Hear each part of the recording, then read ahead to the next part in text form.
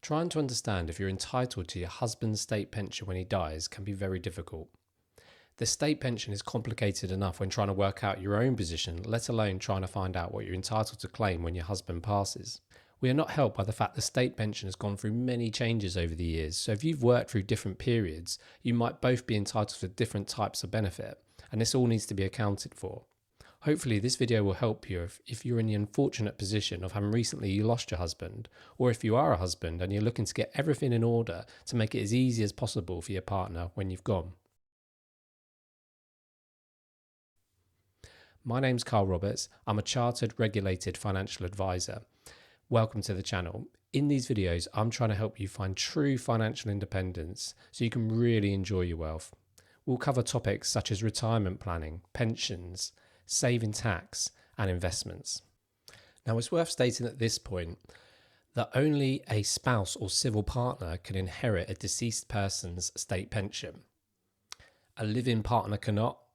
Even if you've had children together, if you're not married or in a civil partnership with your partner, you can't inherit their state pension. Also, children cannot inherit their parents' state pension. The only thing they can do is that executors are able to potentially claim up to 3 months of state pension payments if the deceased was already past state pension age.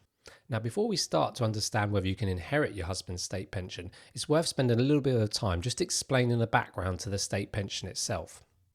Now, the key date to be aware of is the 6th of April 2016, as this was the date the new state pension was introduced, and it is when the current rules that we now live by started from. Now, before this date, there were slightly different qualifying rules to receive a state pension, and if you're a higher earner, you were able to add additional state pension benefits. You may be aware of some of these names for these benefits, including SERPs or the state second pension. There were also periods where you may have contracted out of national insurance payments and instead received a rebate into your workplace pension. So since the 6th of April 2016, the government has tried to make the state pension simpler. There is just one flat rate of state pension available to everyone who has the maximum qualifying years of national insurance contributions. You also cannot build up further entitlement even if you're a higher earner now. But of course, because many people have crossed over from the old rules into the new rules, they would have built up entitlement under the old rules as well as the new rules. So those old rule entitlements still need to be protected. So to determine what happens to your husband's state pension when he dies, it will depend on when your own state pension age is. If you reached your state pension age before the 6th of April 2016, you will be claiming the state pension under the old rules. You may be able to claim part of your husband's basic state pension if his state pension was higher than yours, even if you had no record of your own. If your husband's basic state pension element was lower than yours, then you won't be able to claim anything on this particular part. And if your husband's state pension age was after the 6th of April 2016, you will only be able to use his record up to the 6th of April 2016.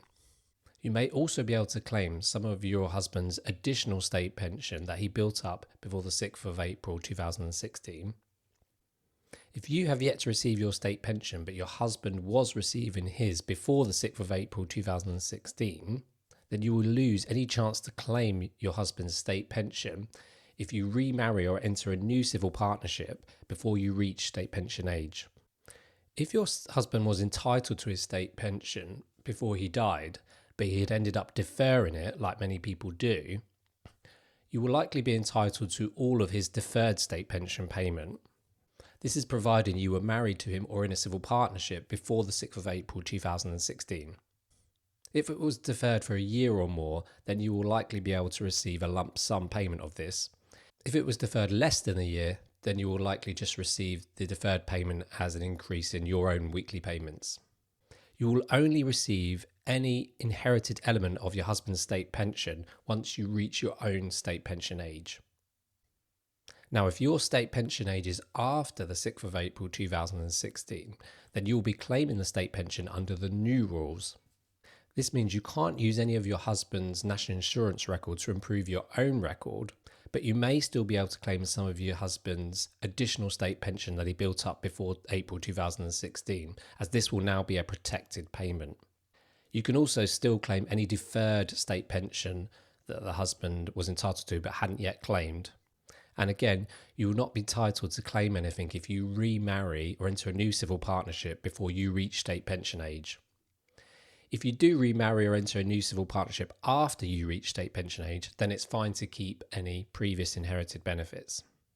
So where to go next if you're looking to see if you can inherit some of your husband's state pension when he dies? Well, unfortunately, the only way to be absolutely clear on what you can inherit for your husband's state pension is to contact the pension service. You can do this by phone or post. I say unfortunate because from feedback I've received, dealing with the pension service can be quite a slow process. The government have put together a handy guide online with further details on what you can claim. Details of this should be appearing on the screen now.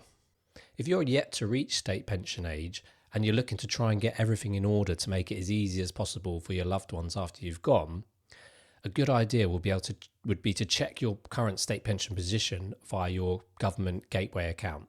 It's vitally important you do this because many people have found that they actually are entitled to less state pension than they thought, even though they've got the full qualifying years of national insurance.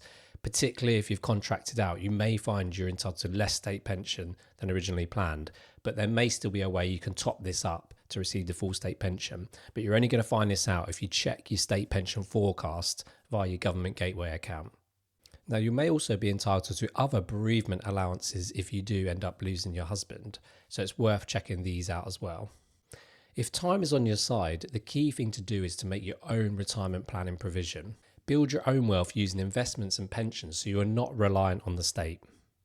It may seem unfair that a person can work all their life, build up a full national insurance record, and then a state pension dies with them. But this is because there is no state pension pot. Our national insurance contributions that we pay today go towards paying today's state pensioners.